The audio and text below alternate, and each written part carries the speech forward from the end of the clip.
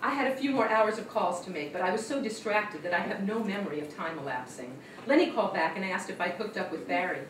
Yeah, thank you so much. He's going to come to the club tonight. Oh, great.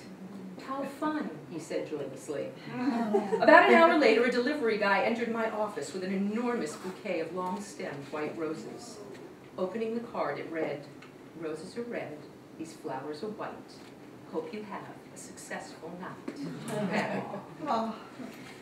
As I was admiring their magnificence, Vincent bounded in. I don't think he'd ever seen me without makeup before. In fact, I know he hadn't. And normally that would have made me really self-conscious and crazy, but for once, I wasn't thinking of him. "Nice flowers," he said as I was rereading the card. Yeah, I sighed, playing it up for all it was worth. Beautiful. I enjoyed watching him trying to find a clue as to who sent the roses. He didn't want me, but he didn't want anyone else to want me either. It was clearly bugging him. Ha! Thanks so much for doing Harold's show. I know it's going to make a huge impact tonight. I didn't mention page 6, and he didn't either. My pleasure. The ringing phone interrupted him. As I lifted the receiver, I looked at him, thinking that he would take his leave. But he just stood there. Did they come? I heard a now newly familiar voice ask. Yeah, they're gorgeous. All right.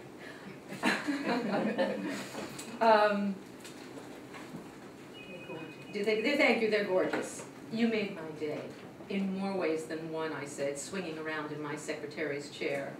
It wasn't conscious, but boy, did that make Vincent nuts. He held his ground. Barry continued, "Oh, come on, won't you come meet me? Come on, surely you owe me that." He had me now. 5 minutes, on my way home, I conceded. I offered no explanation to Vincent when I hung up the phone. After a few minutes of loitering in my doorway, he said, "See you later, Andy." "Yeah, see you tonight, Vinny. Thanks again."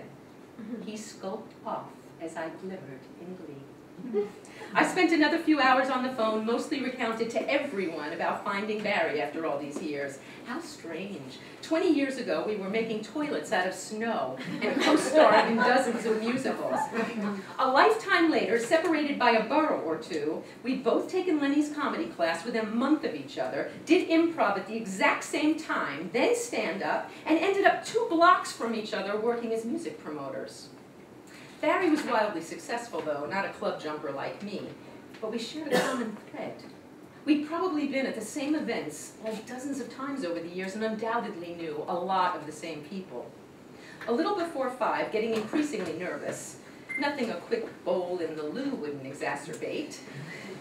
It was the opening, meeting Barry, having Lenny, Barry, Vinny, and Jim Fellows in the same room at the same time, and Pete even. Holy shit. Seems like Teresa had gotten it pretty right. Rushing to leave myself enough time for a quick stop at Barry's, I called his office. His assistant put me right through. "I'm on my way, really racing. Can you meet me downstairs? We'll get a quick hug, and then I'm off." Barry started to protest, but realizing I might change my mind, he agreed. "How will we know each other? Lenny said you're no longer short with blonde hair." He laughed. "I'd know you anywhere." "Oh, come on, Barry, it's been a long time." "Trust me," he continued. "I'll know you. I'm out the door right now. See you in 5. Please be downstairs. I'm really running late," I said, already on my way. As I sped around the corner and up 6th Avenue, I smiled. Barry had never seen me without makeup. Well, he'd never seen me with any makeup, so my appearance to him on this day would be a lot less jarring than, say, Vincent.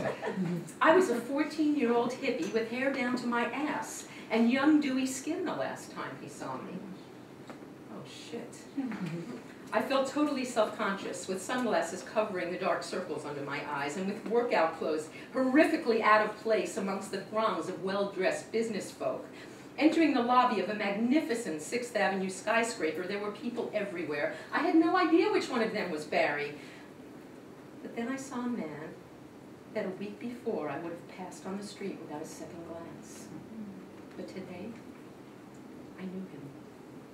Dressed unlike the hundreds of suited businessmen walking by, he was wearing black jeans and a black t-shirt. I'd later come to learn that was his daily uniform.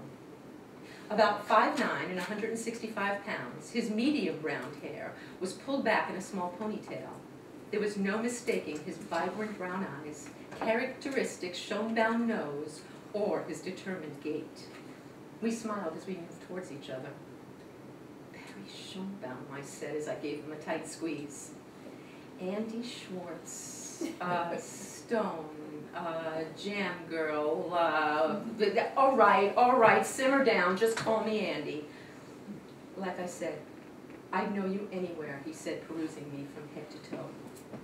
Turning crimson, I replied, it's amazing. 20-some years, yet looking at your face, you look exactly the same. We hugged again. His assistant loudly cleared her throat.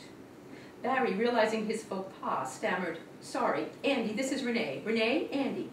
She held my hand for a moment in hers. This is the coolest thing ever! She was in her early 20s, I'd say, ridiculously thin, attractive, and young. Her skirt was shorter than my t-shirt. I started moving as I said, we have so much catching up to do, but that's for later. I have to run. Promise me you'll come to the club tonight. You too, Renee. You're on the guest list plus 100. I gave Barry a kiss on the cheek, waved at Renee, and ran off without glancing back, sure that they were both watching my exit. Barry always loved the ladies, and Renee, I assume, checked out other women. It's what we do. As soon as I hit the street, I jumped in a cab. What a day, and it had barely begun. Not helping my anxiety level, the traffic was rush hour miserable. When we finally got a few blocks from my apartment, I paid the driver, jumped out, and jogged the rest of the way. Racing past Carlos with a quick hello, I flew up the stairs. Who had time for elevators? I had a date with Destiny. And with Lenny, and Barry, Vinny, Jim, and Pete. This was going to be one hell of an interesting evening.